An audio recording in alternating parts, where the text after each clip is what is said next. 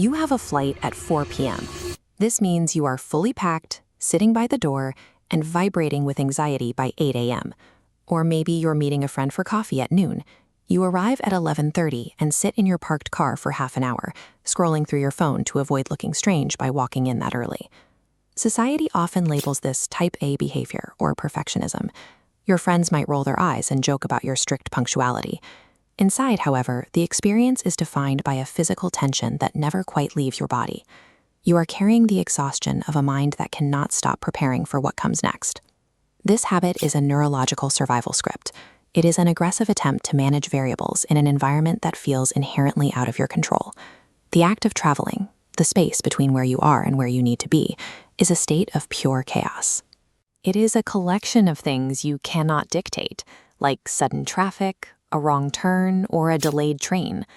Psychologists call this tolerance of ambiguity, facing unknown outcomes without distress. With low tolerance, unresolved outcomes become active threats, triggering an internal alarm. Arriving early is a tactical strike. It instantly neutralizes unpredictable variables by ending the journey. The moment you reach the destination, the variables are solved. The journey is over, and your brain finally receives the resolution it needs to feel safe. By forcing the world into a resolved state ahead of schedule, you allow an overactive threat detection system to finally power down.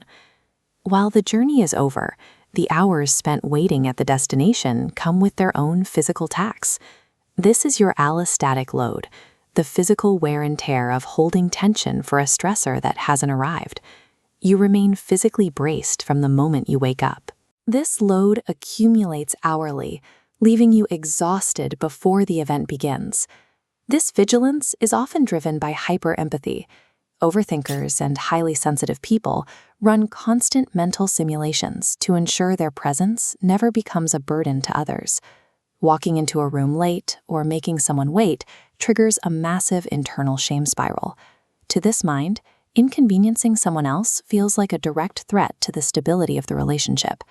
The physical exhaustion of the wait is the price you pay to ensure you never let anyone down. You trade your own comfort for the certainty that you won't be a burden. A survival script this protective rarely begins in adulthood. To find its source, we have to look back at where the need for control began. Many who are chronically early grew up in environments where they had to mature quickly. If the adults around them were inconsistent, or if lack of preparation led to emotional consequences, the brain learned that letting one's guard down was dangerous. This internal locus of control is the belief that your actions dictate your safety. In unpredictable childhoods, this circle is all a child has. By anchoring to the clock, a variable they command, they manufacture a small zone of predictability. Over time, this becomes a refined emotional safety net. Chronic earliness is a system built to provide the stability that wasn't naturally available. If you are the person who arrives before the doors even unlock, you aren't just weird about time. You have a highly protective mind that learned to build reliability in an unreliable world. But remember that this constant vigilance has a steep price. Carrying the weight of every possible variable is a heavy weight to live. The child who had to manage all that uncertainty deserves to rest now. It is safe to occasionally let the clock tick without carrying the weight of the entire world on your shoulders.